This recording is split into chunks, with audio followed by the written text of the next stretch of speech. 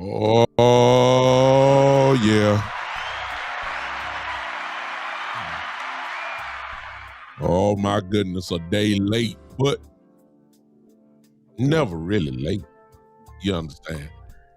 Some people been waiting on this, and we told you guys, hey, if you don't see us this day, look for us the next day. Look for us. We coming. And ladies and gentlemen, we are here. Welcome to the Cowboys OG podcast, where once again, three dynamic content creators in Cowboy land join forces like the Avengers, and we come together as one to try to give y'all just a flat out truth. That's the bottom line. We're not here with no innuendo, nothing like that. We're just here to come to tell, the truth. Whether you accept it or not, it's gonna be the truth. Of course, according to our perception. So it's good to be with you guys tonight. Some of us have been on individually, but I purposely did not watch neither one of these guys this week.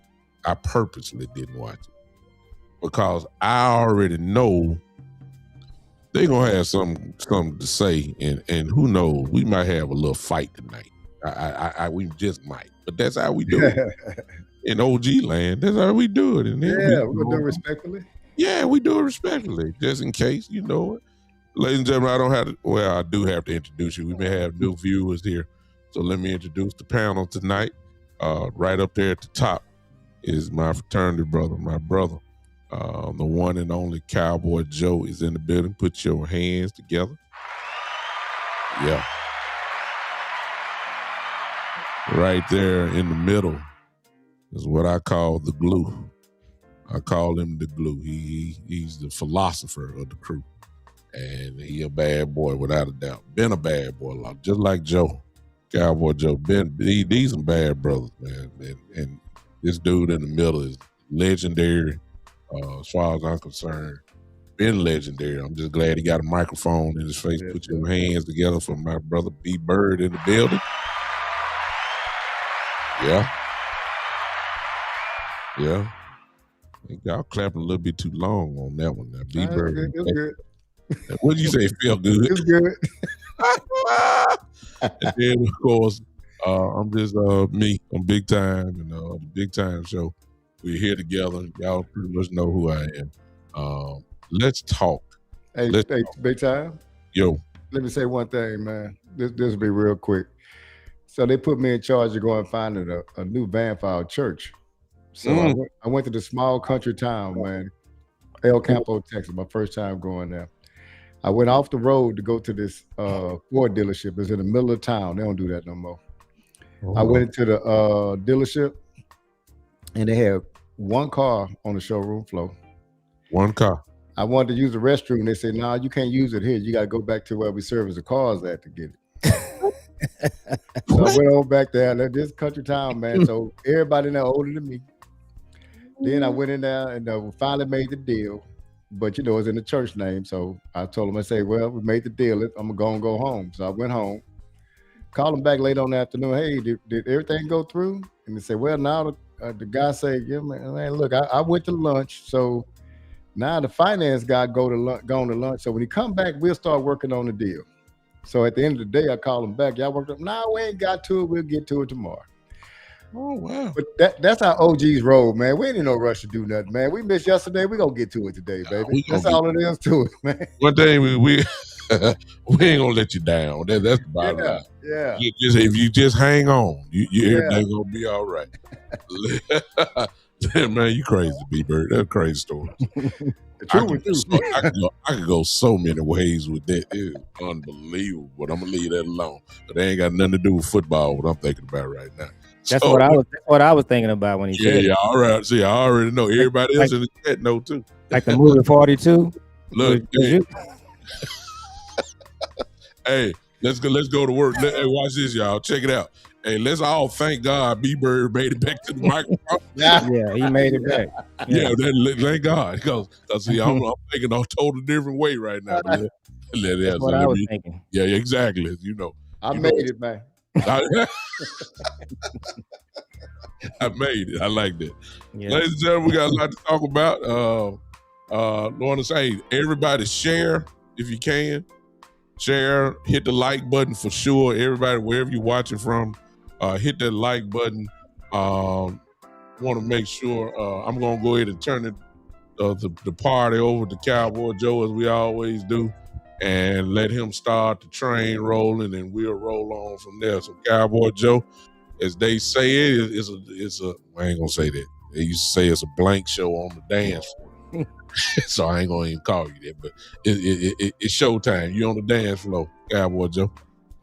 Oh man, glad to see you guys. And so we got breaking news on the show today. So Javonte Williams, so 3 years, $24 million. Just based on some of the comments I've seen. So the Cowboy universe seems to be okay with this deal. I know my son is excited. He's a huge Javonte Williams fan, but I think the way they did this deal, guys, it still just leaves them room to do other things if they want to go, get another back, which I think they should. If Jeremiah Love somehow falls to us, you can still do Jeremiah Love. So it's really a good deal. And I think if I'm Jerry, what I'm trying to do in this offseason is do things that are Dak friendly. So this is a Dak friendly contract. And but yeah, I think it was a good signing. It was so we can get into that if you guys want to take a look at that. Yeah. Yes. So the thing about that signing is it's I'm sorry, was you through, Cowboy Joe? I'm sorry. I'm through, yeah. Okay. So the thing about that signing was it was really fair for everybody. It's really 2 years, $16 million guaranteed. So I mean, that's a really good contract for Javonte coming from where he came from. You know, as a running back, they don't get paid much anyway. We talked about it on here before. A running back doesn't stop you from doing anything. These are the contracts that kind of Jerry and Steven kind of, you know, they kind of thrive with these type of deals, these lower tier. They kind of struggle with the bigger ones. No, they do struggle with the bigger contracts. But the thing about Javonte is, man, that he's a physical back, man. And the thing about it is physicality matters in January and February. You might be in some cold, rainy places, man. I'd rather physicality than speed and all the other kind of stuff. And he does have speed too. But he brought some physicality to our team last year, where he ran over a couple of people, man. And if you're going to be a running team, man, that's what you need. So I like that and got it out the way. We got a few more big ones to go, but you know, or another big one to go, that is. But you know, this is a good start. B-Bird hit the main thing, and I see Kels is in the building, and Kels is. What's up, Kels? She's also hit the main thing. When you get long-term deals or multi-year contracts, the thing that you need to look at the most is the guaranteed money. Correct. That's where all the business is. So you just heard B-Bird say it, $16 million for 2 years is $8 million a year. Traditionally not what the Cowboys you really want to pay a running back, but they know, or at least they got a good sample size of what this dude is. And he definitely is a part of the number one offense in many categories of the league. And like I told you guys when we were together last time, if it's not broke, don't fix it. This kid is young still got fresh legs, Yes. Still effective, had his best year, obviously.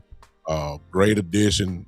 Plus, you don't have to worry about this at all now. Now, I'm going to take it a different direction very quickly, and we can turn it back over to Joe in a minute and continue on with this a lot, and I'll say this to the chat. I want to go back to Stephen Jones. Stephen Jones said that Javonte Williams was number one on the list. Now, I heard him say that, and I be dang. They didn't waste no time. Free agency didn't even open. That's what I'm taking from it. Like, okay, this is a little different here. They didn't even waste time. He said it, and I be dang. Before free agency even open, he's already signed. And so there was no procrastination. There was no, waiting till the last minute like they always do. This is before the door even opened. And so I could look, I've been doing it lately, but I'm shocked. I commend whoever's in charge of getting this thing done. I commend them. That if you know what you want, you just go out and just go get it.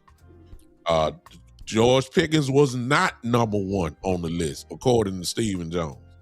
He's always said that Javonte Williams was the number one guy on the list. And I be dang. They acted like it. And so I give kudos to whoever, if you want to say is Steven, Jerry, Will, whoever you want to say.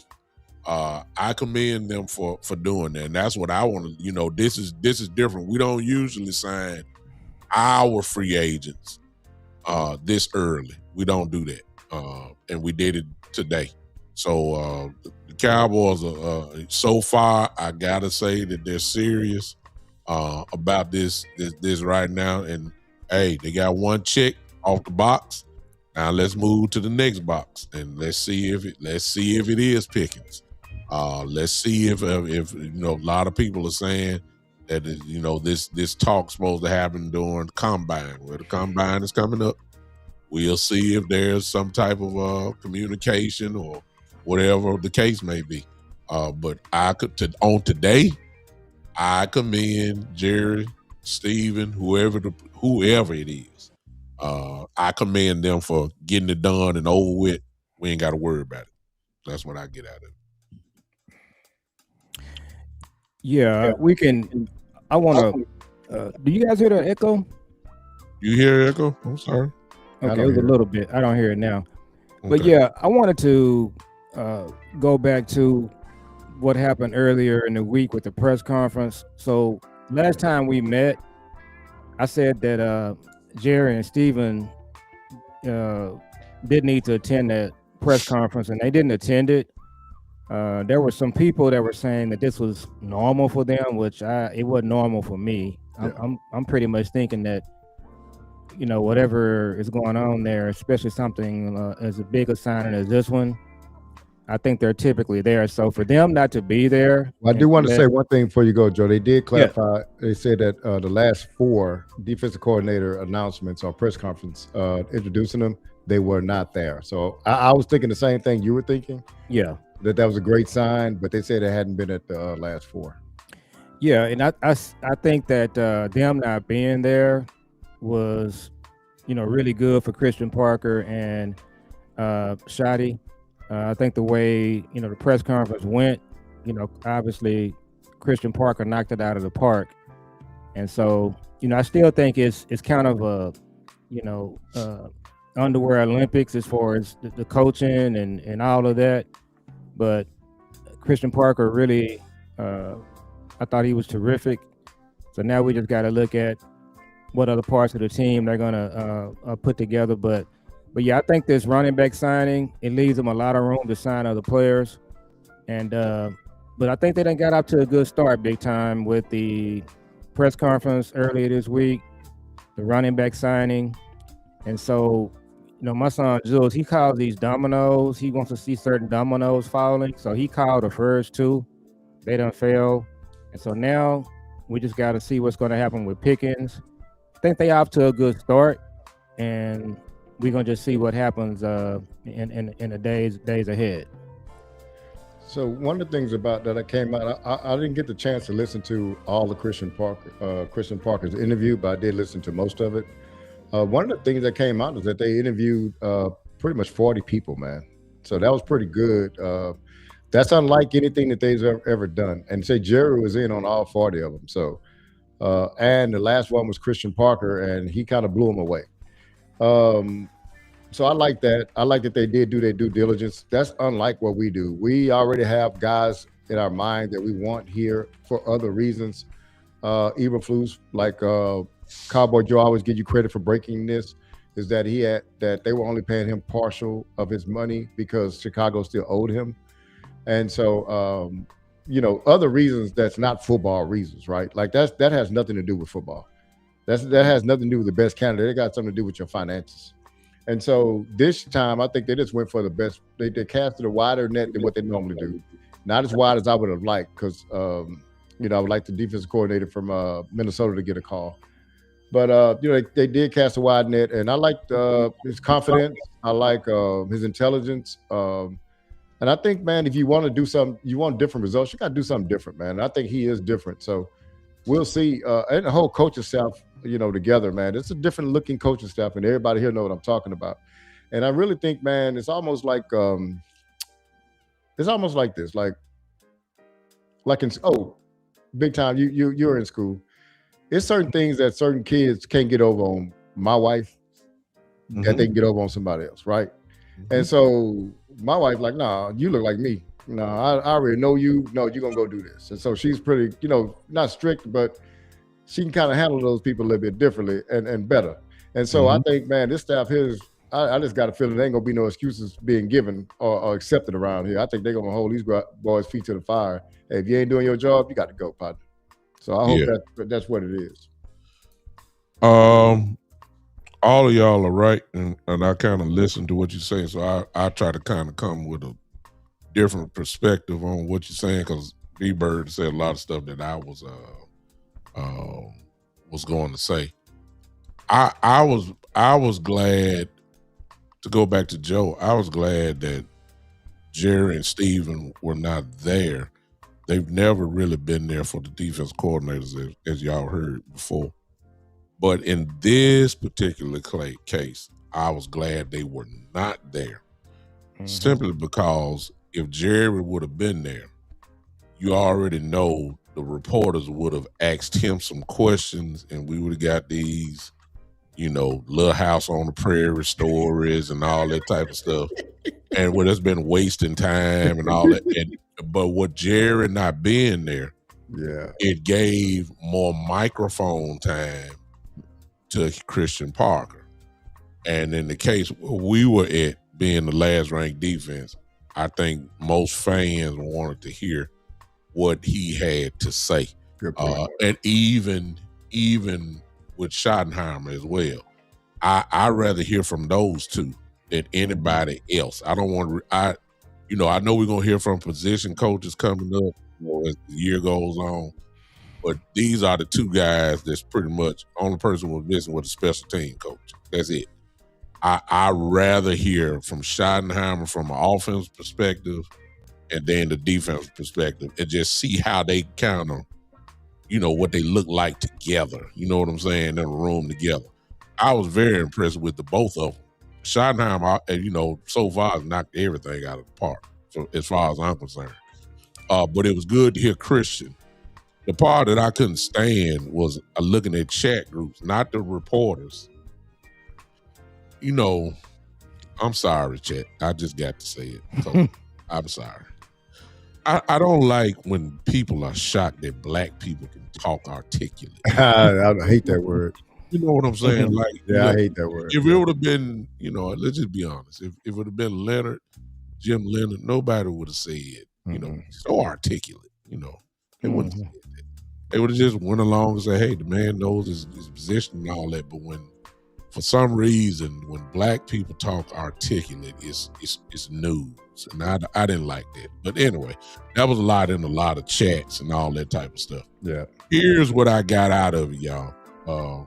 B-Bird, you say you didn't listen to it all. Probably need to go peep it out again. I don't know what part you didn't listen to. And those in the chat, I'm quite sure everybody in the chat kind of probably heard it by now. He gave us some clues what he's looking for in a player, especially at that nickel position. He went into detail about that. And if you weren't out there, I'll give kind of like a Cliff Note version. He wants this guy to do everything. He wants his nickel to cover. He wants his guy to line up as a linebacker. He wants his guy to even get on the edge sometime and blitz. And so what it sounds like to me is he wants a football player. That's what it sounds like, a guy, but he got to be somewhat fast to be covering people, and he got to be physical if you're talking about hitting people. So that to me, I thought that may, at least for me, the first thing I did was that I went and did another mock draft according to kind of what he said.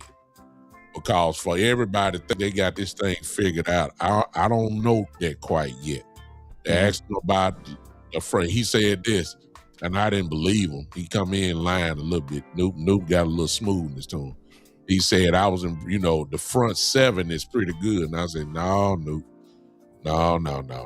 Front seven ain't good. The defensive linemen are good. That room is pretty good. Linebacker, I don't know about that now. So you can look at it a couple different ways. He can attack it free agency, obviously, or, of course, he can talk about the draft.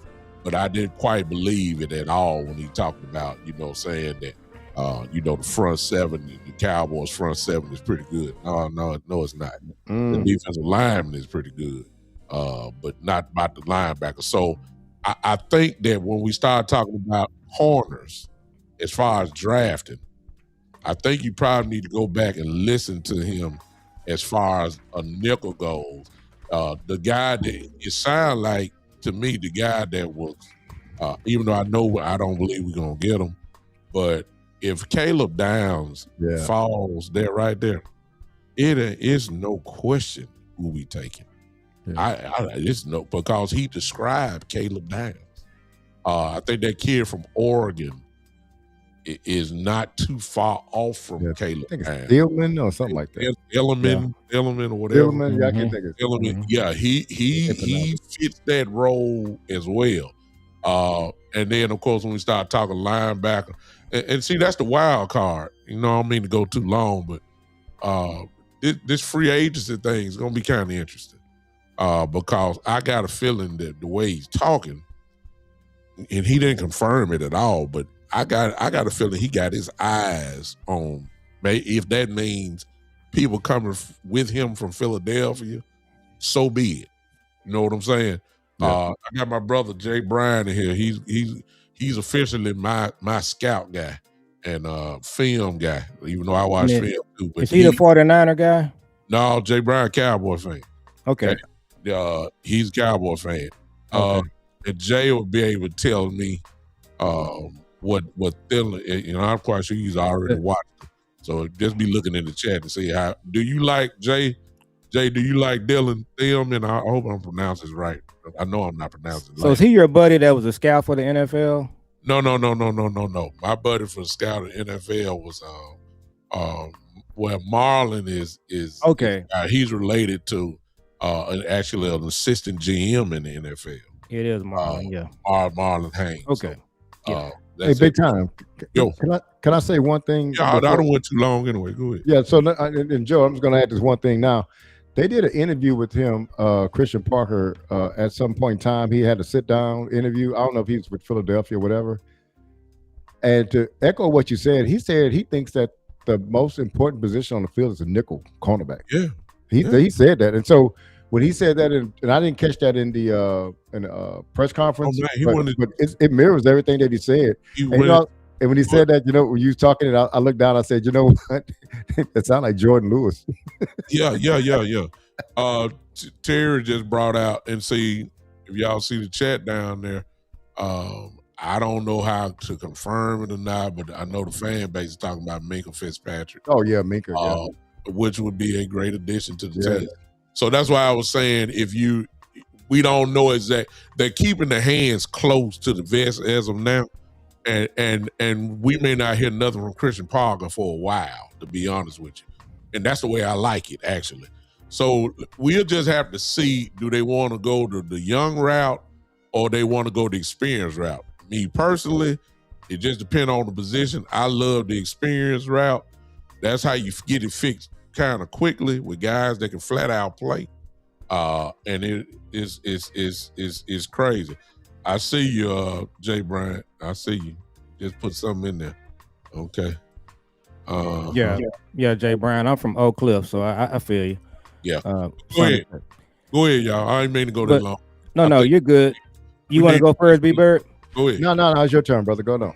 Okay, so two things. I saw we cut Logan yesterday, Logan Wilson. Yeah. Mm-hmm. So that was a clue where this is going. So I talked about this on the show with my son. So when the Cowboys played the Bills the first time in Pasadena and they won the first Super Bowl, so the following training camp, they was down in Austin, Texas. They was practicing down there. So I drove down to Austin with a friend of mine. And so the player that you guys are describing and what Christian Parker is talking about is really Darren Woodson. So I went down there and I watched practice. And so Darren Wilson's rookie year, he played a lot. Yes. But going into his second season, before training camp even started, Jimmy Johnson said Darren Wilson is starting. He told James Washington about it. James Washington was not happy with it. Yes. And Jimmy said, I'm not worrying about James Washington. He's going to play. He's going to be fine. And so both of them played. And in fact, James Washington should have been the MVP of the Super Bowl that next year. So where I'm going with that is when I watched the practice guys, when I saw Darren Wilson line up before preseason started, I watched the whole practice. He was all over the field big time. He was covering the running backs. He was covering the receivers. Tight ends. He was covering tight ends. He was coming down in the box there. Physical. So when you watch these safeties, Steineman, and when you watch the Ohio State guy, That's who they remind me of. They can play all over the field, and that's the kind of linebackers he's looking for too. So I think we just need to just sit back and let him cook. But I think what we've been talking about on our shows before, this safety and linebacker room, if they can get this thing figured out and get the kind of players that he wants, I still think we can turn this thing around quicker than people think. I'm gonna throw one name in. I don't mean to, and Bieber, you get it right here. You see, I think Blankenship is in play here too. I do. His safety with Philadelphia, who's a free agent. I think that Blankenship is in play. I mean, what better way to to kind of speed up the process with a guy that already knows the position, knows what he's looking for, and Blankenship. I'm not saying he Caleb Downs, and I'm not saying he's all these other guys. But Blankenship is a day one plug-in starter who fits that narrative that he's looking for. Blankenship, we played him. We saw Blankenship was everywhere. He lined them up almost kind of as a chess piece, like a queen on the board. Blankenship was in the linebacker spot. I've seen Blankenship blitz from the edge, and then of course he plays safety. Sometimes I even seen Blankenship play single high safety, and that's crazy. So if you're talking about that, you're talking about a guy who obviously still has some range. You're not playing single high safety if you don't have no range. You go on one-on-one with DeJean and then Quinyon Mitchell. So I think that he comes into you. I just say let's just add his name into this because of the familiarity that he has with Christian Parker. And I see Marlon just popped in. Marlon is here. Yeah, I'll take. Fitzpatrick. Proven. I'll take him too. But when we start talking about people like Fitzpatrick, and we start talking about people like Blankenship, now we talking about money. And if there's a gap, how much really is the gap? I think Fitzpatrick is a better player, but what is the real gap between the two? Yeah. And how much is that gap worth? Yeah. So I don't care what nobody say. Till the Cowboys show me differently, they cheap. So that's the bottom line. So I think that just based off what he said, because see the fan base had kind of dictated what we need, what that player looks like. The fan base was doing it. We ain't heard nothing from Christian Parker. We didn't hear anything, but we heard from him now. And since he said that, I have to look at the draft a little bit differently, especially that nickel. I ain't never heard nobody say, I just want a football player at the nickel position, somebody that can line up on all three levels. I ain't never heard that from a defense coordinator. And once I heard that, I said, okay, let me look at Theo. I know Downs can do that. Let me look at that kid from Oregon, since everybody keep calling about it. Let me think about Blankenship. Let me think about Minka Fitzpatrick. Let me think about these guys. And that would fit him. Go ahead. I'm sorry. I didn't mean to go that long. No, you're good. I've been of the mind that we need two new safeties. I think our safeties are not athletic enough. I don't see them making plays down the field. I'm just really out on our two safeties, and I've been like that for a couple of years. And I'll tell you what it was, man. It's a simple play. Not only every time our corners get beat, our safety's never there. But it was a play, I guess, against New York Giants maybe 2 years ago, and it was called back. But anyway, Hooker ended up picking up the ball and running with it. And he was running it back, and he was clearing the field.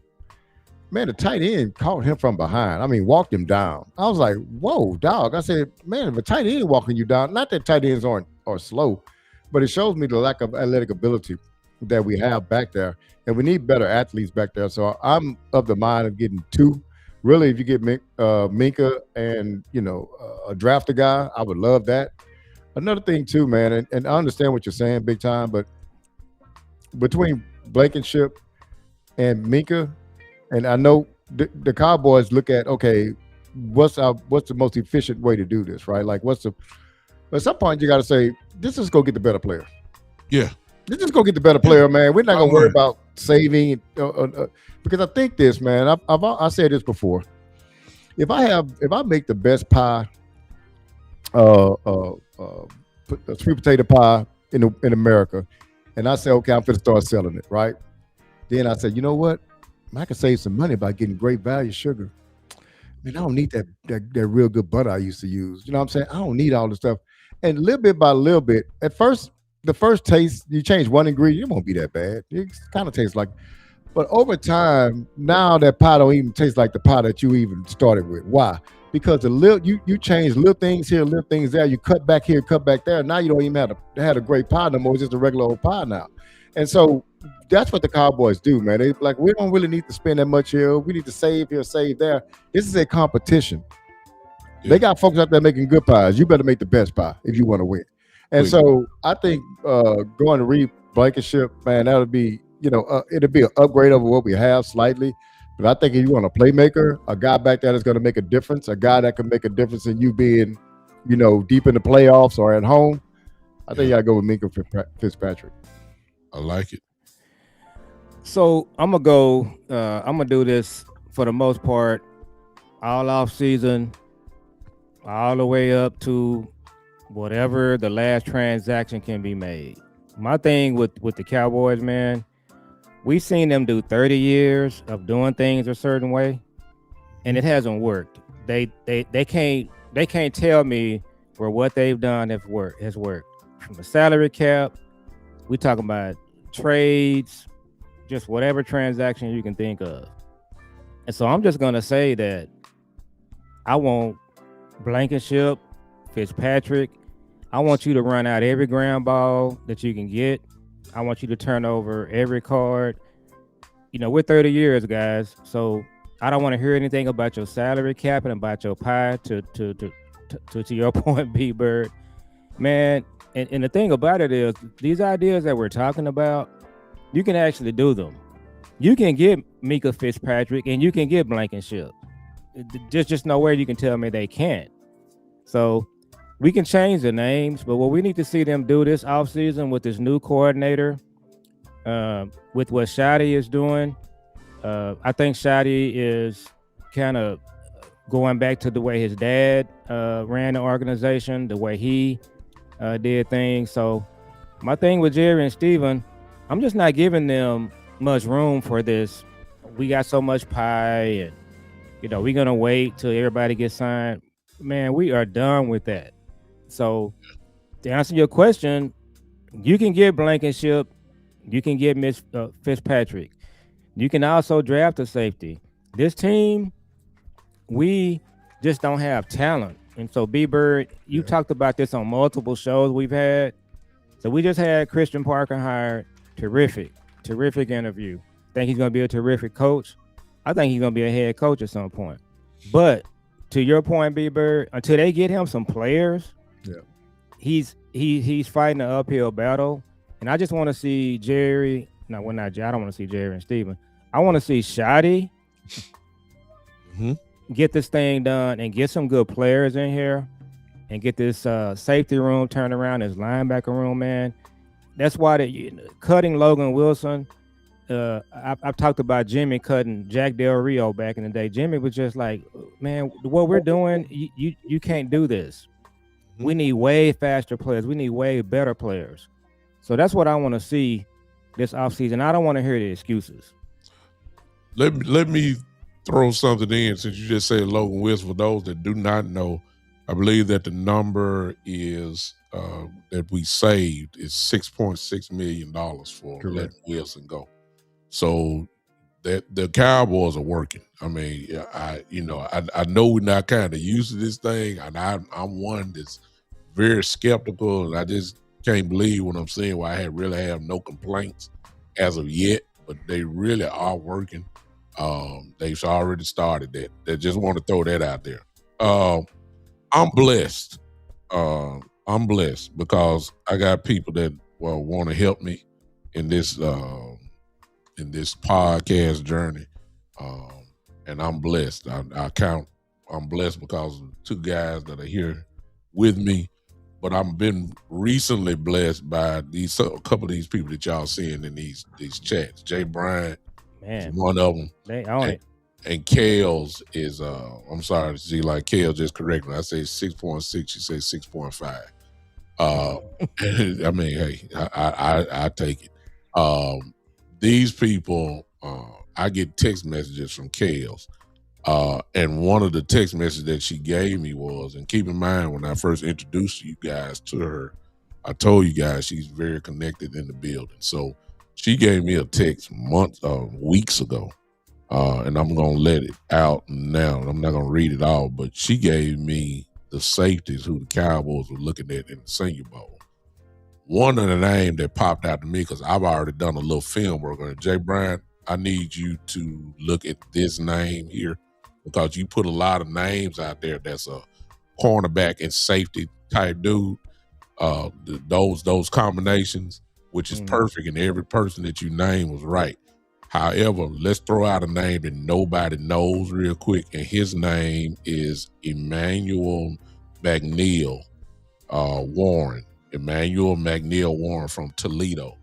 I looked at him. He's from Toledo. He's a strong safety, hybrid type nickel type dude. He jumps off the film. That's all I'm gonna say. Now, when I call that name, nobody knows him because he's not on Caleb Downs, as far as draft status level like that. I don't know if you peeped him out, Jay Bryant, but I need you to work on that one. Emmanuel McNeil. It's Emmanuel McNeil Warren.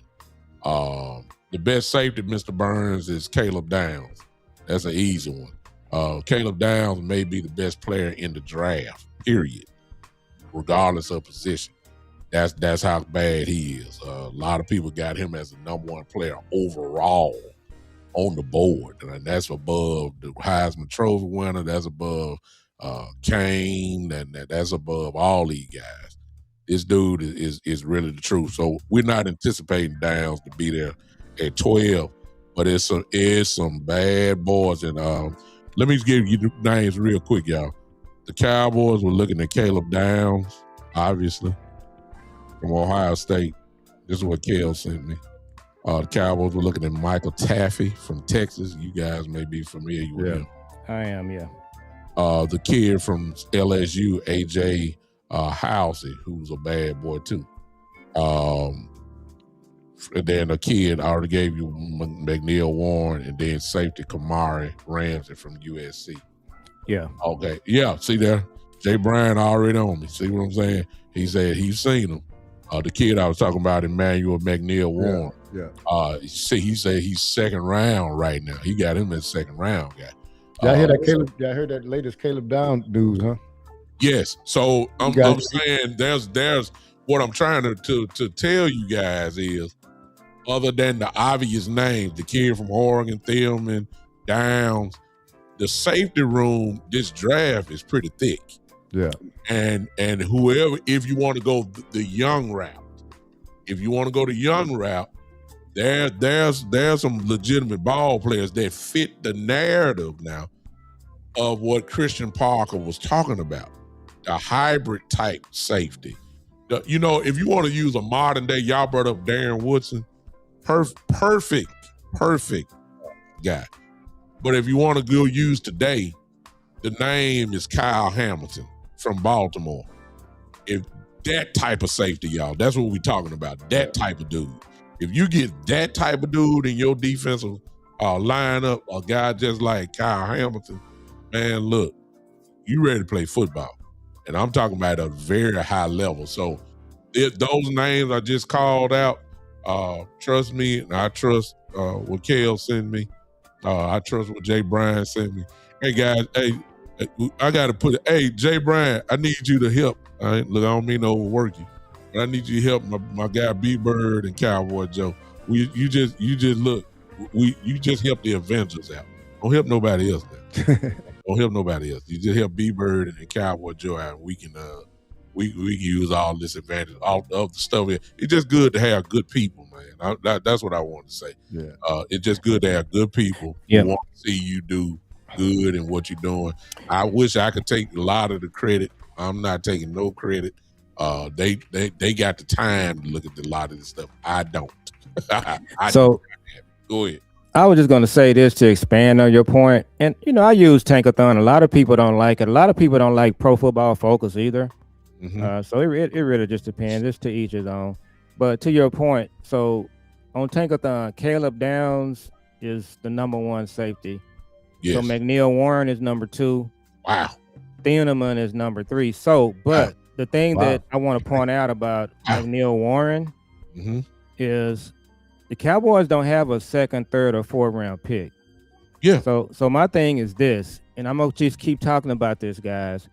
What the Cowboys cannot do is draft somebody wherever they play, wherever they pick and reach. Mm-hmm. I don't care what you do, just take a good player. So I'm said all that to say this, big time, and B Bird. If the Cowboys get down to 20 and they get washed out, if they take Thieneman, not Thieneman, I'm sorry. If they take McNeil Warren with the 20th pick, I won't have a problem with it. Well, you're not alone, because look at what Jay just said. Yeah. Look what Jay said right here. Look. Yeah, just take him at 20. And I'm gonna do you one better. Wow. In the 23 draft, the Cowboys wanted a tight end. And they took Mozzie with their 23rd pick. What they should have done, they should have taken Laporta at 23 and just called it a day. If you had taken Laporta at 23, right now he's probably going to his 2nd contract instead of Jake Ferguson. Jake Ferguson is your number 2. Mm-hmm. So wherever you pick at, guys, just take a good player and don't look back. So at 20, if he's there, just take him. I don't want to brush over that, because you brought up a tremendous point. If the draft structure stays the way that it is, you can't dismiss and say you can't dismiss and say, well, the Cowboys gonna be all right. They are missing. They're gonna be all right. They are missing a 2nd and 3rd round pick. Now, somebody may come and say, well, that's what free agency is for. And you very well may be right. I'm not arguing with that. But keep in mind, they don't have this. So a lot of these names that you saw earlier in the chat, if it stays the same, the Cowboys won't have a chance in the world to get some of these guys, because some of those guys will go in the 2nd and 3rd round for sure. No question about it. So what Joe was saying is, look, if that's your guy and he got a 2nd round grade, well, you at the bottom of the 1st round. I don't know, would that be considered a reach, or you just don't want nobody else to get it? Look, if he's the guy, shoot, go get him. That's the way I feel about it. I'm sorry, B-Bird. So I've always felt that way, but I do have. I was going to update y'all on this breaking news. I think Caleb Downs got caught with some drugs or whatever. Or at least that's what I'm spreading. So he can fall down a little. I heard you say that. I was like, what? No, I'm trying to get that out there, man. So we're going to try to get that out there. Hey, so y'all share, like, and subscribe, man. We got to get that out there. I love it. Yeah. So, but what were we talking about? You just said something before that. I'm sorry. No. We was talking about, I got what you're saying. So let me explain something, man. So I once proposed this to somebody. I said, hey, man, is there a player you would give up your whole draft for? And the person told me, there's no way I give up my whole draft. I said, okay. So, no, there's too many players to give up a whole draft for. And I said, suppose it's Peyton Manning. Now, I'm talking about in retrospect. And then the guy said, yeah, I probably would. I said, yeah. Because what it is when it's your guy, go get your guy. That's what it is. At 20, if his name McNeil Warren is gonna be your guy he's gonna be a Pro Bowler go get your guy. It doesn't matter if it's a second round or 20th pick. Go get your guy. Have some conviction about your process and say, no, this guy's gonna be good, man. And we can get him at 20 and we sleeping well. if he's that good. Now I don't know anything about it. I'm just giving you just kind of He a bad boy, an B-Bird. example. Yeah, No, if he's as good, I I see ain't some put no people here. stamp on him. He ain't bad. He a bad boy. I see some people that are talking about him that I respect. So, Yeah. and that's how I look at the draft. I'm not as on the draft like y'all are, but I got people that I respect, and I'll be like, they said he's good. So, but no, at 20, if it's 20 and he's your guy, you ain't picking till the 5th round or 4th round or whatever. Yeah. Go get your guy and sleep well with it. Yeah. Let me say this real quick. Kels, I put that note up there. I need to know this from you because you think you slick. So when you say that he's high on the safety, is that in a particular order, or is it just names you just put out there? I'll leave that there. So you see the names I got up there. It was that in order, or was that just the names that were there? And if it's in order, now a whole conversation can come about, because why is Dylan Thielman 4th? You see what I'm saying? And everybody been saying he's number 2 behind down, which is interesting enough. So again, Kels will answer that in just a second. She said no particular order. Okay, so let me kill that. Me, I like Thielman. I do.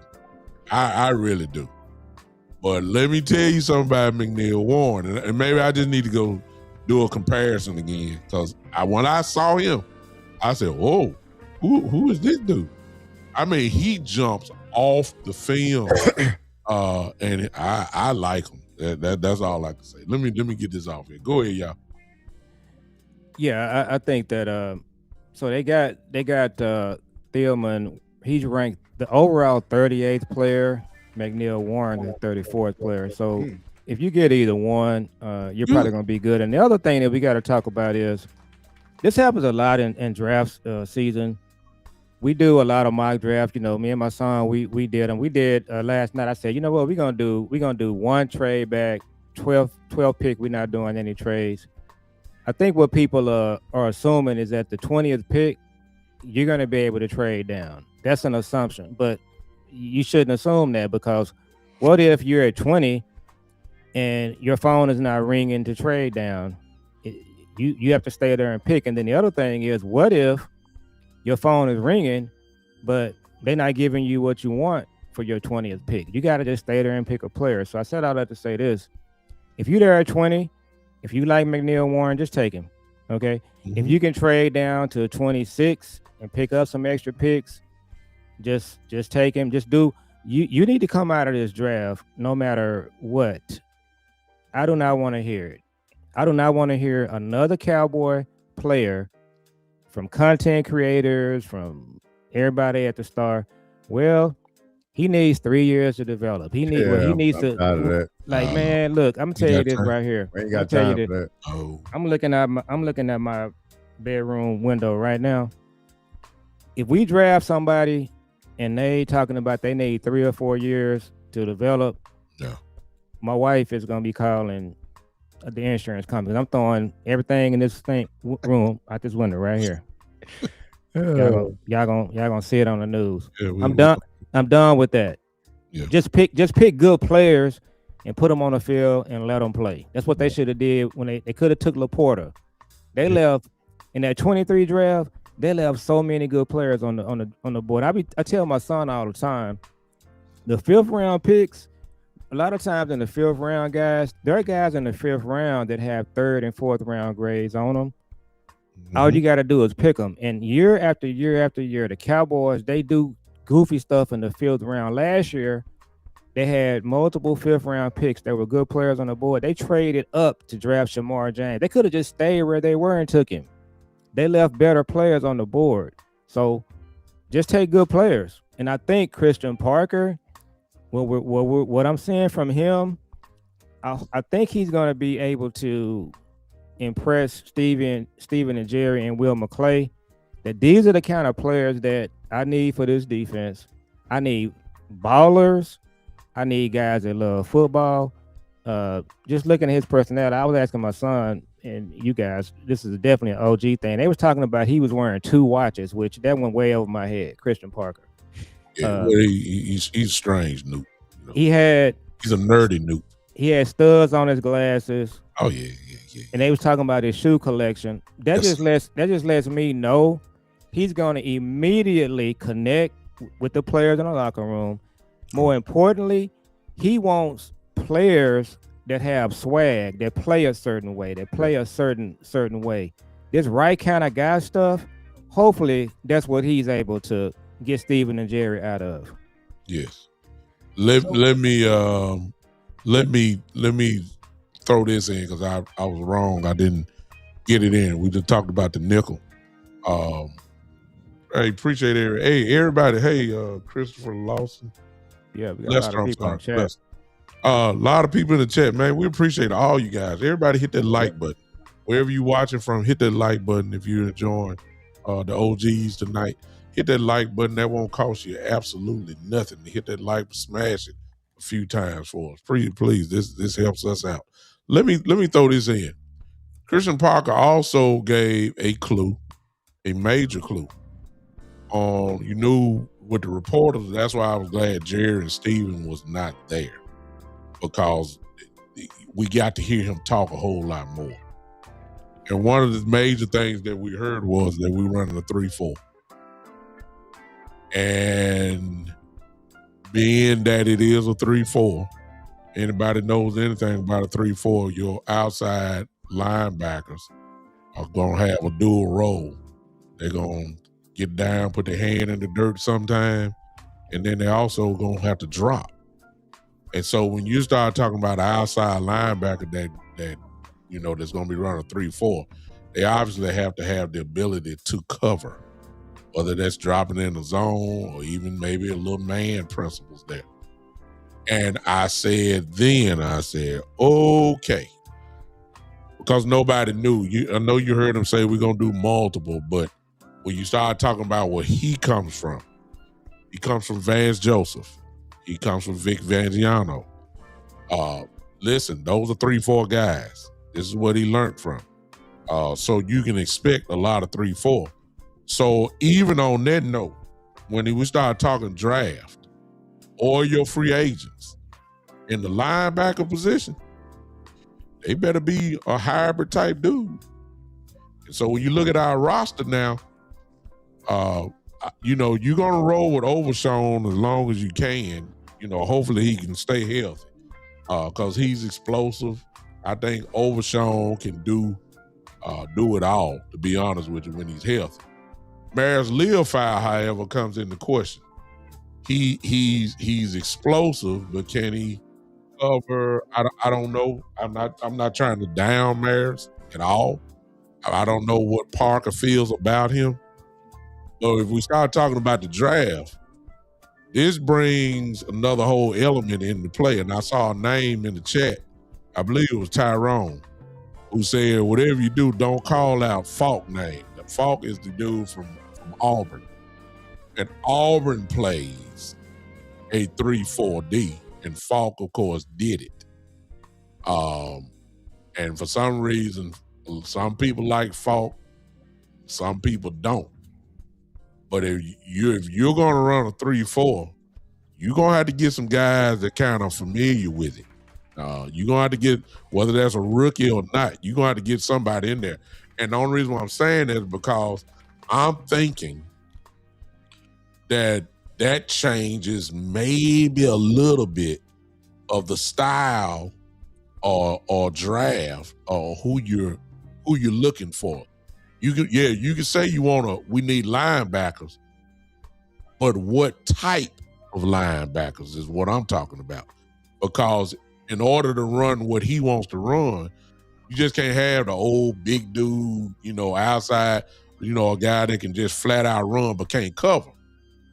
See what I'm saying? You can't. Can your linebacker drop in the coverage? Can your linebacker set an edge? Can your linebacker blitz off the edge? Can your linebacker, and I'm not trying to compare, but I'm saying if y'all want to get a picture in mind, can you be somewhat of a DeMarcus Ware? Ware could do it all. But we use him obviously as a pass rusher, but Ware could drop if need be. He had that type of speed. this is what he's looking for. Now, I don't know what y'all perspective is on that, but I kind of looked at linebacker. A lot of people like Mr. Rodriguez from Texas Tech, but he's an inside guy. You know what I'm saying? I'm talking outside linebacker type dudes like Overshown, possibly Leofow. Who are those guys? A lot of y'all talking about Nakobe Dean coming over. Nakobe is kind of an inside guy. Not, I don't think he's really outside. I think he can do it, but I don't think he's primarily inside guy.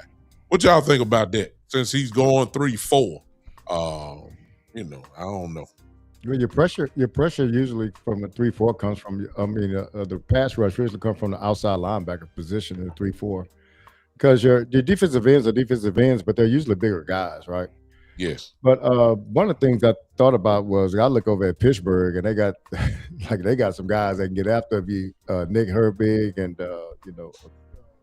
they got all kinds of guys over there that TJ Watt. They got all kinds of guys that can get after you. And I thought Herbig was actually a free agent, but I think Herbig is a free agent, and he would be tremendous. You say he is a free agent? He's a free agent. He would be tremendous. Yeah, he'd be tremendous. And I kind of if we're going.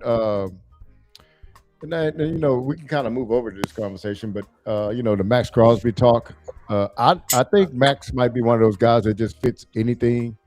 I think guys with motors and guys with the the smarts, they can just play anywhere. It doesn't matter. They're not so, whatever 3-4-4-3. That doesn't kind of matter. You can just get those guys out there. They'll make plays for you. But I remember seeing Nick Herbig play, and I was thinking it was Watt. No, every time we back there at the quarterback, it was him. I was like, whoa, this guy, he could play. Why I hadn't heard of him? And so, those kind of guys, you maybe actually not give up the farm for those type of guys, Wow. Yeah, I'm trying to do the background on Herbig and why the Steelers wouldn't just prefer to keep him. I haven't really heard the backstory on that. Why would he be available? But I don't like Falk. I've watched. I haven't done watched a lot of players. I ain't crazy about him either. Not at 20. I'm not crazy. I'm gonna tell you, Falk reminds me a little bit of DeMarcus Lawrence, but I don't think he's that kind of. He's not as good as Lawrence was when he came out of Boise State. So Falk, to me, he just fits the profile of the player. If you take him, we're gonna be doing a 3-year waiting for him to develop type of thing. He's not a quick twitch player. So I listen to 105.3 The Fan, local sports show, radio here in Dallas. But Brian Broaddus, he did a scouting report on him. I think it was either Tuesday or Wednesday. It wasn't a good report. There are a lot of players. I think Ty Church is saying he doesn't like Falk either. But he would be somebody that you could consider at 20. If you just get washed out and it's just not anybody there that you want to pick. So you got the Texas A&M guy. I had his name here. So I'm a Texas sports fan. I love watching Texas A&M, University of Texas. If U of H is playing, in the NCAA tournament, I'm always pulling for a Texas team. So I watched a whole bunch of Texas A&M games. I like their quarterback. So the player from Texas A&M is Cassius Howell. Yes, sir. I probably watched about 6 or 7 A&M games. He just never stood out to me. So there's some guys there. They're going to kind of fit that 3-year develop mode. But that's what you're looking at 20. So that 20th pick, guys, it's going to be really tricky. We got to be real careful what we're doing there. I would love to trade down and pick up extra picks. That way, you drafting 3 or 4 players, and if one doesn't pan out, you'll probably be okay there. But yeah, I'm not a big fan of Falcon. I'm not a big fan of the A&M guy as well. So I wanted to add this before you go big time. But what they said about Falk was he looks the part, but if you go look at his stats, he just didn't kind of show up on. It doesn't translate to the field, is what I heard. He's okay, but I don't want him. Me personally, I don't want him. I just think that that's where we're hearing a lot. They're saying he's a first round guy at the lower tier, and 20 is actually high. But I don't think that we need that type of dude. Let me throw this in. Let me put this seed of an idea in some of your heads. As I told you guys about me and my partner Marlon, who we talk at least once a week. And it's always football, and all season he be trying to drill me to see what my head is with certain things. And he brought this up, so I'm not gonna take credit for it at all. And I just want to run this by y'all in the chat. I want to see if Marlon, if you're here, then you can expound a little bit on it in the chat here. He said, why don't we, because Overshown can do outside. Yeah. I believe he could do a 3-4 outside linebacker. He said, why don't we re-sign Clowney and Overshown? And that would be kind of like doing two birds with one stone. The reason why I'm saying it is because Overshown, you can't trust his health. But if you got Clowney and Overshown, because Clowney can do the 3-4. He can be your outside guy as well. He can drop. He's done that before. What if they kind of like split the snaps? You're effective both ways. Clowney was effective last year. Overshown, we can just keep him healthy, and you still got Clowney there. That would be pretty good. I like that idea. What y'all think about that? So, because nobody's not talking about Clowney coming back, and I want him back. That's me. So big time, check your mic. I think you might be coming through your computer. Okay. Where your sound. Okay. So I'm looking at Kale's chat, and so we haven't talked about Anthony Hill, who I really like a lot. Yeah. He will be another player at 20. If you get, your board just gets all off track, Anthony Hill will be another player. You could just take him at 20 and just be done with it. I like Rodriguez a lot. So you guys mentioned Rodriguez on one of our early shows. I didn't really know who you guys were talking about, but I have seen him. I love him. Again, he will be another player if you get to 20 and things haven't panned out, you haven't got a phone call to trade down. If you take Rodriguez at 20, you're going to be fine. So Kels has them all. She got them right there in the chat. Just take a good player and you'll be straight. There's no reason to reach in this draft. If you got Minkah Fitzpatrick and you signed him, some other guys, we talked about Blankenship earlier. What you want to do, guys, is just start working on rebuilding your defense, rebuilding your team, and let's just go out here and, Dallas could be the team that nobody wants to play if you do this right. Well, somebody said something to me, man, because you brought up Anthony Hill Jr. Not said something to me, but I heard this and it was so true. Anthony Hill Jr. came into at University of Texas balling, right, this first year. Mm-hmm. And he's been doing it ever since. But somebody said, man, sometimes those guys that come in like that, he says, because they hit the scene and they made such a big splash, and now they've been playing consistently for 3 years. He said it's kind of like the excitement isn't there for that player anymore, but that player is still great. He said, but the person that jumps on the screen like the last year and makes it, that person goes up. He said you got to watch. Like nothing's changed with Anthony Hill Jr. Man, the guy's been great the whole time, and he's going to be a great pro. But it seems like some luster falls off his draft status because it was 2 years ago he hit the scene, and you know what I'm saying. But it's interesting that he said that because he brought up a wide receiver. I can't remember who it is now that's going to be drafted this year. But he said this guy came in and he's been great. He said it's just that like he was great his first year, and and it feel like he's tailed off, but he hasn't. So like you get Anthony Hill Jr. and then you get a Rodriguez. Anthony Hill Jr. has been great for 3 years at least. You know what I'm saying? I don't know how long Rodriguez has been great for. Wow. I just wanted to put that. Am I sounding all right now? Yeah, you sound good, man. You do. Hey, I got a question for you, big time. Yo. So is Rodriguez a brother? No. He's not. No. Okay. All right. He's he's Latino for sure. Okay. All right. Yeah. But he is a bad boy. Yeah. I like, but the only pushback that you probably would get, Joe, on that is that his draft grade is somewhere almost right between the 3rd and 4th round. That's what I unless he's advanced. I don't think. Let me see where he is on this board I'm looking at while y'all talking. Go ahead. That's the only pushback. He's a first team All-American. I mean, he's a bad boy now. Ain't no question about that.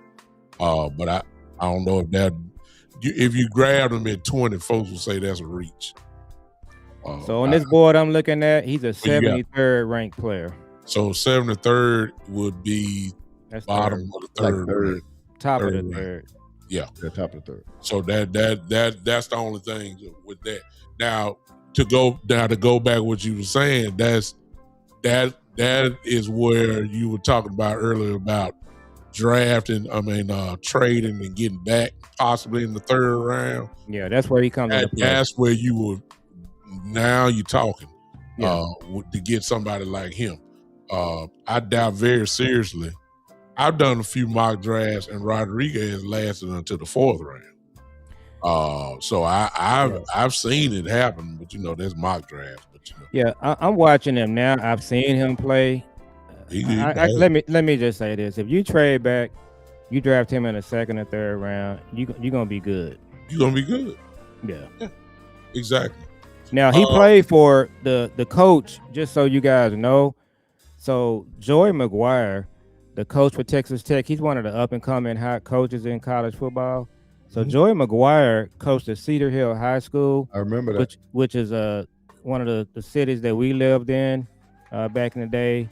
Cedar Hill, DeSoto, they're Duncanville, exactly. That's the down here where I'm from. But yeah, Joey McGuire was a head coach at Cedar Hill High School, and so if you playing for Joey McGuire, you can be on my team, and you're gonna play well. Yes. Hey, is it possible we can pivot for a moment here?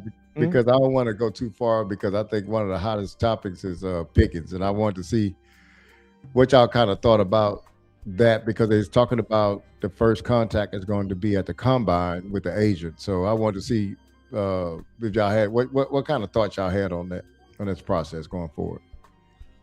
Me personally, I can make mine real quick. I still think, I think that there's unwritten tension there between Jerry, Steven, and Dave Mulugata.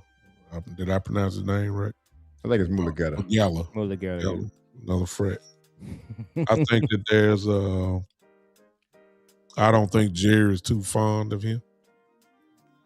And I think because this dude is on magazine covers and being known as the number one agent or whatever. Forgive me, I got to do this. I'm sorry, y'all. James Goddard just sent me a $10 super chat. Oh, yes. Says, good evening, youngsters. Do you think there's an NFL team to be willing to take the 20th pick from Dallas and give them a 2nd round, 3rd round pick? I do. I do, for real. I think Dallas is going to have the phone ringing off the hook at 20, and they'll just have to make a decision. If sometimes you get an offer that you can't refuse, and you'll take it, and that way it can happen. I can see that. Appreciate that super chat, James. Thank you so much for that. I think that Dave Mulugata, I believe that he is a problem. I think Jerry wants to put him in his place. This is just me talking. It's just me talking. I don't have no. I don't think. I think they want to prove a point like you ain't running nothing here. You know what I'm saying? Yes. And he tried it with Micah, and you heard what Jerry said. I don't want to talk to agents. I did everything with Micah, and that was it. Well, you run into this same guy. The difference is Pickens is a different breed, and said right from the beginning, I don't do nothing. You talk to my agent. It's the agent they don't want to talk to.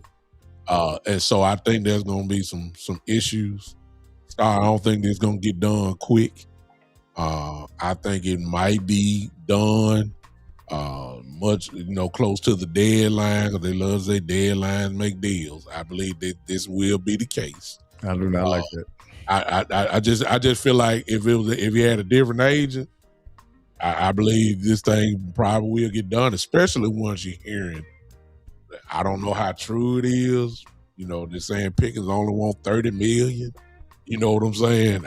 I don't know how true that is, but if it is that, they ought to be running to get that deal done, because you getting Pickens at a bargain. Yeah, As crazy as that may sound, at $30 million a year. But I make a long story short again, I think that I believe my frat brother is a problem for Jerry Jones. Yeah, so he is our frat brother. So we're gonna take just put some hope in him out there. So look, deadlines make deals, hang around the rim. We like our guys. We got bust a budget. Yeah.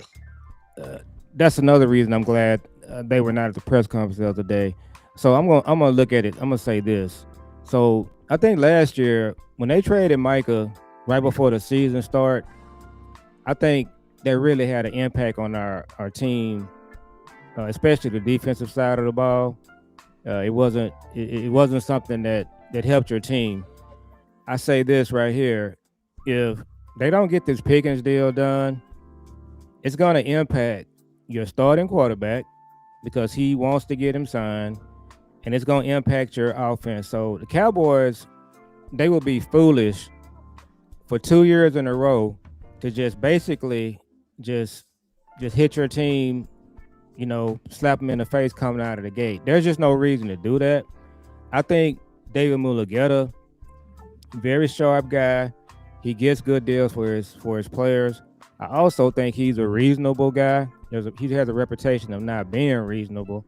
I don't think David is looking to not get this deal done. And so I think I mentioned this on our last show. If Jerry and Steven, and I think it's mostly Jerry, if they don't get this deal done, if I'm Dak, I'm just going in. I'm saying just transfer me to trade me to Houston or New England. I can go to New England or Houston. I can win the Super Bowl in the next year or so. That's what I'm doing if I'm Dak.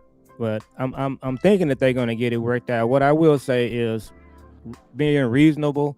I don't think David Mulugeta is going to ask for 41 million. It's probably going to come in like around 35, 34. And I think that's where you get it done. But we're not going to know until we know. But I'll say that if you don't get this done, if you're Dak, like what is Dak's mindset? So on this whole thing, I see Kelly Kells kind of said something that said nobody really likes your frat. So yeah, I've been a big David Mulugeta fan just from these last couple of years. The reason why is because I've told you guys before, he caught way too much flack last year. Only thing the guy was doing is doing what an agent's supposed to do.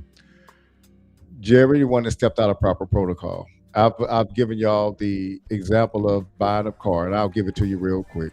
If I'm calling the car dealership about a BMW, and I tell them that my wife is me and the guys talking, I tell them we're gonna talk numbers, but my wife will be there 30 minutes before me. And if I go in there and my wife has already test driven a car, and the guy tells me, yeah, but we already got the numbers straight. Me and your wife already got the numbers straight. I say, well, no, you're not supposed to talk numbers with my wife. You're supposed to talk numbers with me. Yeah, but she verbally agreed for $600 a month. I said, sir, you know that we talked about this, and you know the proper protocol is to talk to me. We've already had this discussion. I'll be very pissed at that guy. And I think anybody in here would be too. So my thing, and this is for Kelly, for Kells, is this. I've proposed this to people. If Jerry were to call David Melagella and said, hey, let's come on in and talk about this contract. Michael Parsons is still a Dallas Cowboy. The issue came when he tried to go around him.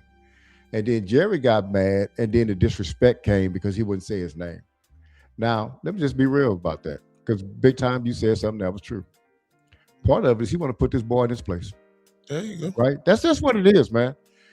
If that was a white agent, he'd have a different perspective on it. But he don't like that, man. He does not like that.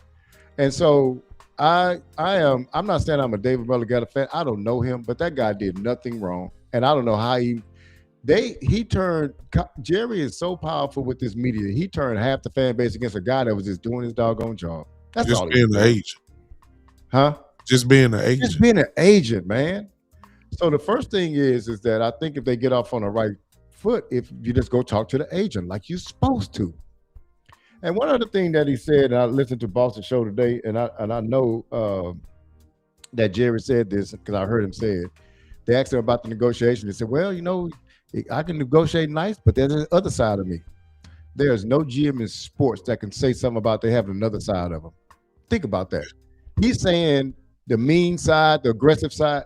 You can't afford to be that way as a GM, y'all. That's his whole thing.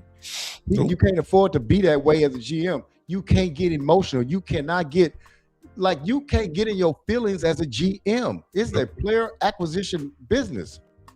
And I don't want to get into that keep your job thing again because I've said that before. But back to Pickens. It just depends on what he wants, man. I think some people are putting out there, they're trying to, if he wants $42 million, nobody ever said $42 million. If he wants $30 million, nobody ever said 30. We don't know what the number is right now. Mm-mm. But the thing is that we just got to figure out what he wants, see if it fits, man. He might, hey, if it's 35, 36, and we say, hey, man, we could do way more than just 36 to pay him. We got a defense that was pretty much last in the league last year. How can we afford to spend $70 million on a wide receiver position? I definitely get that, right? Mm-hmm. If you go through the process of trying to sit down and negotiate fairly instead of backdooring somebody and trying to save $1.5 million here and $500,000 there, then you don't come up with it the right way.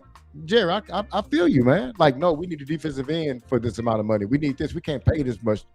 If the guy's saying he don't want to budge off $38 million or something like that, nah. Because to be honest with you, I love Pickens, but Pickens, he ain't got the years Jefferson had. He ain't got the years that I'm talking about the amount of years that CD had. He didn't have those things. So some of these other guys have put in 4 or 5 years, 4 years of that kind of play, and they got paid. So he's only put in 1 year. So you got to take that into consideration. So I think if they go through the process at the combine by talking to the agent first, approaching the agent like you're supposed to, like he would have did, Michael would still be here if he'd have did that. And then that's starting off on the right foot. And if it doesn't get done because the numbers are too high, I definitely understand that. You have it's two positions I take. Can you afford to have 2 wide receivers with that amount of pay? Is that going to hinder you from helping your defense? The number 2 thing is, can you afford to have 3 defensive tackles that's being paid $20 million?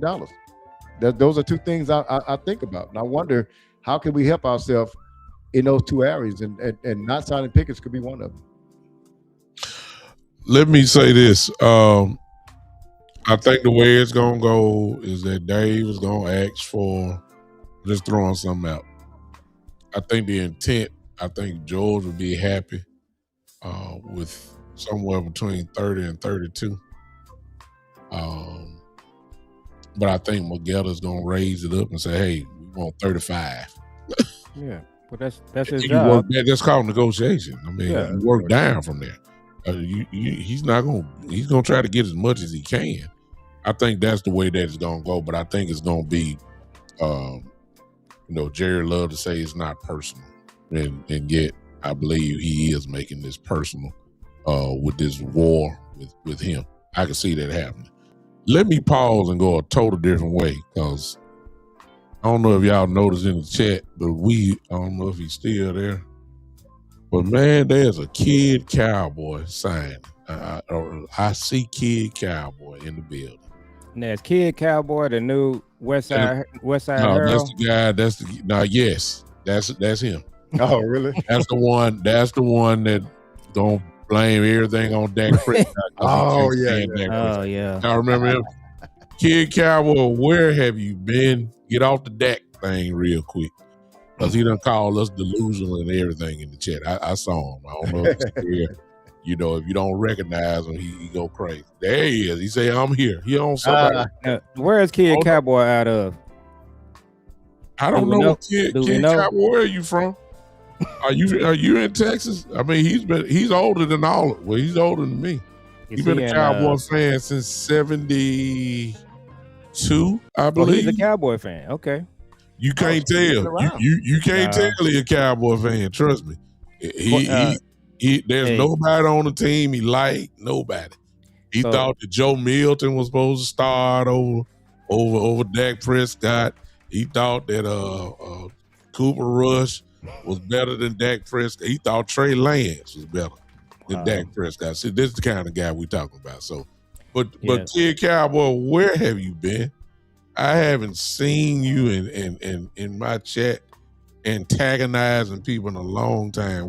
Where you been, man? We missed you. I miss you. Kid Cowboy been blocked in everybody else's chat. I ain't never blocked. I haven't done it. I like Kid Cowboy. I think Kid Cowboy might have been on our channel too. Yeah, 1966. He's been born in 1966, so he's a Cowboy fan, so he say. But you couldn't tell the way he talk bad about the team. So I don't know. I want to say this. There you go. Here comes somebody saying he's a pro. Yeah, he's like Eastside Harold. I was going to say this. Quiet as kept. You know Eastside Harold was a Cowboys fan, right? He never listened to no Houston Texans podcast. He stayed on with every show. He stayed on Ball Show, my show, West Cowboy. I mean, West Coast. Y'all, the Texans will be playing, and he'll be on our shows. Yeah, he'll be on our shows the whole time. Like, dude. And I would love to hear him call into your show. Oh, he would always say, "Sir, let me tell you something, sir." That was his favorite word. I beg your pardon, sir. Man, where is he, man? We been trying to figure out where he at. I'm kind of concerned about Eastside Harold. Especially when the Texans were the last couple of years been playing good. Yeah, I know something wrong. Yeah, I hope he's good, I hope he's living. You know what I mean? I mean, I don't want to say that, but yeah. You know what I'm saying? Because he wouldn't miss nothing. I got people in the chat because people know that he used to come in. I don't know where Eastside is, man. I mean, like before the show come on, he be in the chat already. Like the show introduction. First one. Yeah. The Texas be on. He ain't watching nobody. He don't care about no Texas. And so, and I was breaking news. Rondale Moore. Oh man, the Cardinals guy. He played with Purdue. Okay, yeah, man. That's breaking news here. Oh my goodness. That's not good news. But yeah, I was just saying earlier, man. Watching that Houston defense, you put Dak on that team, I think they can win the whole thing. It'll be like Seattle all over again. But Dak wants to stay here, man. You know, Dak is a Cowboy. He's not loyal to the Joneses. He's put the time in. You know, he just needs to build a team around him. And you take Pickens out of the mix. I just don't know what message it sends to your team. And obviously, if the contract is they're asking for too much, it sends the consistent message that they've been sending for the last 10 to 12 years. They're cheap. That's the message that they're sending. If you're trying to do that, you know, we've gotten to a bad habit that when our players get to be all pro status type players, we let them go. Yeah, we're one of the few organizations that let Amari Cooper go. You let when Amari Steele was incredibly productive. Yeah, you let Parsons go. Obviously, that's the latest one. You let DeMarcus Lawrence leave. Now he a champion. You let DeMarcus Ware leave. You let Emmitt Smith leave. I mean, come on now. I mean, we do this, and it's always have something to do with money. It's time to pay these guys, and we let them go. And I don't. We let go of people, man. and I don't understand that. I don't think it's gonna get this way with Pickens because the whole organization knows what this dude means to this offense. I don't think it's gonna. I just think we're gonna have last minute drama. That's what I think. I think Kels helped me. I think it's July the 15th before the tag. Either you're gonna play on the tag or you gonna lose money. We got a little ways to go. I wouldn't be surprised if this thing with Pickens lasts all the way up until July. I mean, I can see it. Well, Kel said in the chat that Pickens camp wants $30 million, which to me, if that's the case, that shouldn't take long at all. It should. I mean, but it's the ideal, as I've always said, because I'm still sticking there until I see it. I've always said the ideal Jerry Jones paying two guys $30 million for wide receiver position. That just ain't him. It's just so you make a good point, and so I think we're in this content creating space. We all here for a reason. We doing our OG podcast. You got other content creators. A lot of the content creators, they kind of go back and forth and go at each other and whatnot. So, I'm listening to Landlord and Henny. So you guys familiar with your guy Nick's? Yeah, I know Nick. Yeah. I listen to him a lot. So Nick's, Landlord, Henny, they in the pro Pickens camp. They want to get Pickens signed. And you got some other content creators that they don't want to sign Pickens and they want to get Crosby. So I understand it all. I just think myself that he's 24 years old. He's outside of the box of what we've normally done, and what we've done for 30 years. We've done the safe thing. We've done the we don't want to have two receiver things, whatever the case may be. Everything that you've done before, why just keep going down the same old road? Even with the salary cap, you've done that thing for 30 years with this. We can't pay this guy. We can't pay that guy. And then I wanted to say one thing real quick before we wrap up. Jerry Jones is just, he continues to go on check. He will just say things that if you just fresh out of journalism school, you already should have just written down comeback responses, B-Bird, when you covering the Joneses. So one thing that he said it again this week. He said that Michael Parsons priced himself off the team. But the immediate comeback to him saying that should be, you could have signed Michael Parsons 2 years ago and you would have got him for a cheap rate. All you had to do was just do the deal and you would have got him done. Correct. The other thing that he doesn't mention, so you're saying that Michael priced himself off the team. So did Deron Bland, Jay Ferguson, and Osa Digizua price themselves off the team? Michael should have been paid before all of those contracts were done. So when you look at those contracts in big time, you talked about Osa on your show. What is Osa done?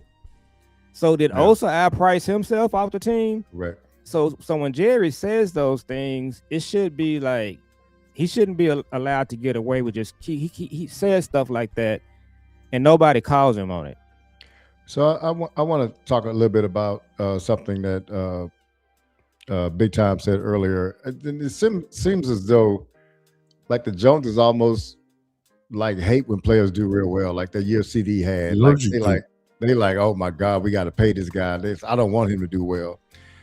And I've always, this is a concept that I have and I understand it because I play it in my mind, but a lot of people don't understand this concept, and y'all might not understand it even after I say it. When Jerry sits down and negotiates a contract, he's negotiating with his personal money versus a GM that's negotiating with somebody else's money. So let me tell you the difference between it. I'm gonna try to explain this real quick. I used to work on a gambling boat. And so after the casino, after the boat docked or we was out there, we just had to go count the money at night. And it's a long time ago. But we'd count like $1 million, $1.5 million. So I was just talking to some of my friends one time. It's like, well, what you do? I said, yeah, we count money. So how much is like, man, we count like $1 million every night, like 1.5. I said, it's like $1 million, man. That's a lot of money, man. $1 million. I say, it ain't my money though. We're just counting it. It's like It ain't even like money no more. It's like mine. If that was my gambling boat and I was counting, I count everything slow. Why? Because this is my money. You see what I'm saying? This is my profit. I'm gonna take it. I'm gonna take it to heart. So when Jerry goes to negotiate, y'all, he's negotiating like the second part, right? He's not just going through the motions and getting things done. He's taking it. That's why he gets into emotions about Dak. That's why he went and got Trey Lance. That's why last year he went to Parsons on the side because it's his money. And that's the thing that we fall into, y'all. We fall into people that he's so particular about his money, and it shouldn't be his money. That's why you need a go-between. That's why you need a general manager who is only trying to get talent on the team and fit it up under the salary cap. Now he may have to move some money around. Why? Because these folks ain't gonna let me be here for 15 years. They're gonna let me be here for 5 years. I gotta win. And how do I win? I have to get talent on this team. What about the money? Man, I ain't worried about the money. I ain't worried about the money. That ain't my money. That's another guy's money.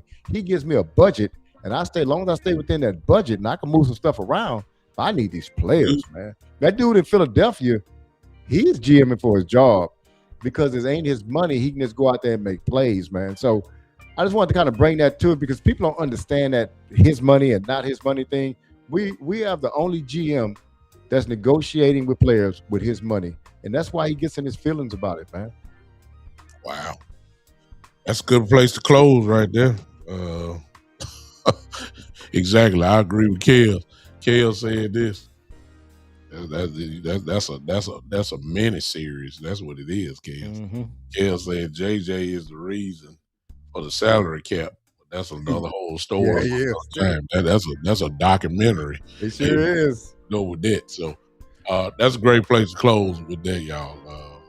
With what B-Bird just let go of. Hey, big time. I want to say one thing before you go, man. Shout out to you, man, because you went out there with your son, been out there all day, man. Just made it back about 10 minutes before game time here, man. We appreciate you, brother. Man, I just got sleepy. Just saying. For those that don't know, my son is just he sets my schedule because he plays AAU basketball. So if anybody's familiar with the AAU circuit, you know that the weekends are nothing but pure basketball all day, And today was one of those days. He had 2 games on Thursday, and then today he had 3 games. So we've been putting in the miles on my little Jeep today, all around the city of Memphis. And that started at 9 this morning, and literally about 10 minutes, well, I say 15 minutes before we came on, I had just walked into the house. So that is a lot of time. But as usual, when I get around my brothers here, make it go easy. So I'm good. Actually, y'all done gave me second life. I ain't sleeping no more. I'm actually about to watch the fight. I think Barreros and Garcia fight tonight. I think our girl is playing fighting tonight. Carissa Shields, I believe, fights tonight. So I'm gonna be watching her as well. So I'm gonna be up now. So y'all done gave me my second win. Listen, everybody go around the table, tell everybody where you at. That way we can go ahead and close this thing on out. All right, man. And again, great show, guys, and appreciate you big time. Busy day coming in, and look, OGs, we can always rearrange our schedule. We're professionals. We've been doing this our whole life. Hey, the world, we be in a much better place if they would just listen to the OGs. We know what's happening here. So, our show. So I do a show with my son. It's called Father and Son, Cowboys and Sports Talk. So I started a show with my son.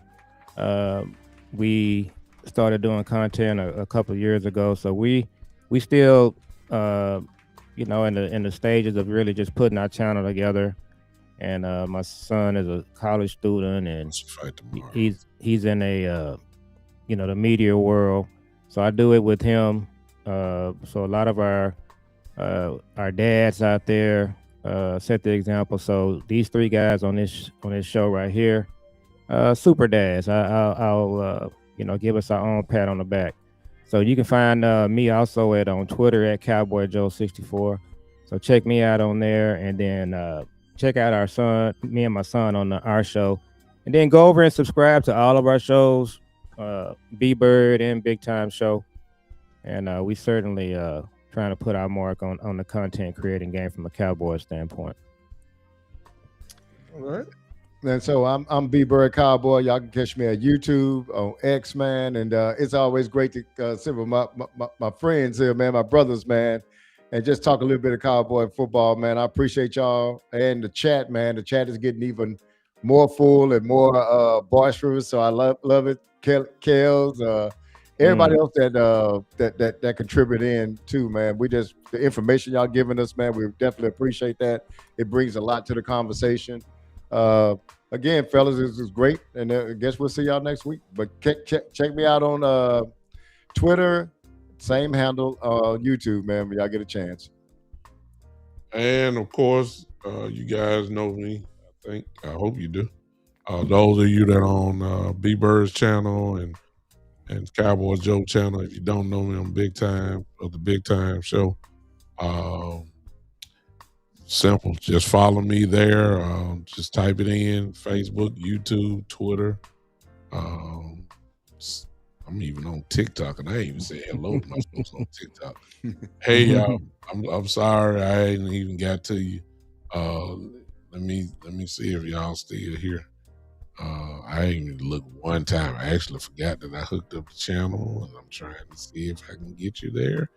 Okay, oh my goodness, I done had 88 people show up. Look at you. I'm sorry, y'all. They ain't with me right now, but I guess because I didn't want to recognize them. See, that's the penalty of having all this stuff and all these channels. You can't really see.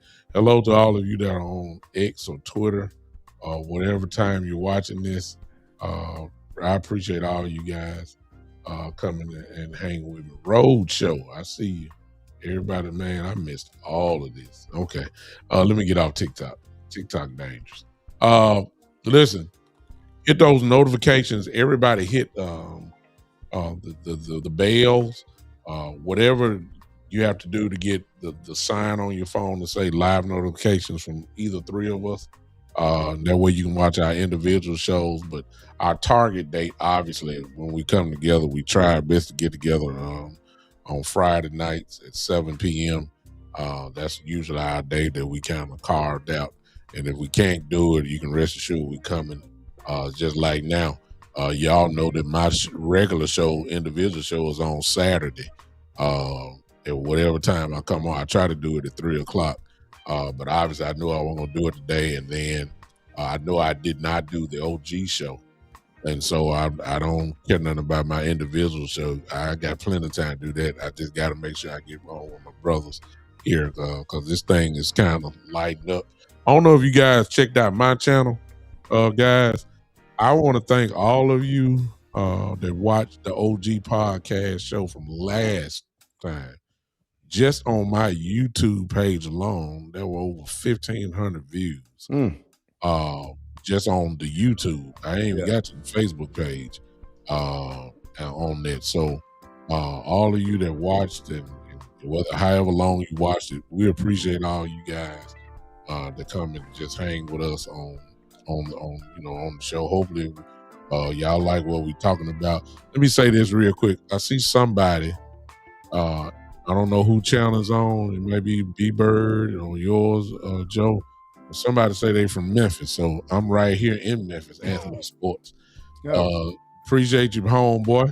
And I worked in Memphis off and on for 30 some years. I don't know who channel he's on, but Anthony Sports. I'm right here in Memphis as we speak. This is why I am. So, Anthony, you gotta connect with me some type of way. I love shaking hands with my people from hometown. Who knows? We may bump into. Subscribe to our channels. Yeah, do that, Anthony Sports. Subscribe to the Big Time Show. Subscribe to the B Bird Cowboys, and subscribe to Cowboy Joe's channel, Father and Sons podcast. It's incredible. All right, I'm done, y'all. All right, great show. All right, Appreciate brothers. Y'all. All right. Well, Take we care. Hey, Joe, hmm give me a call, man. Remember? I am. All right, brother. All right. Well, All right, take care. They got other business to take care of. So y'all go on handle it, and I'm getting out of here, ladies and gentlemen. We appreciate you guys. We'll see you on the next time. This has been Cowboys OG Podcast, and we are out. Take care, guys. All right, fellas.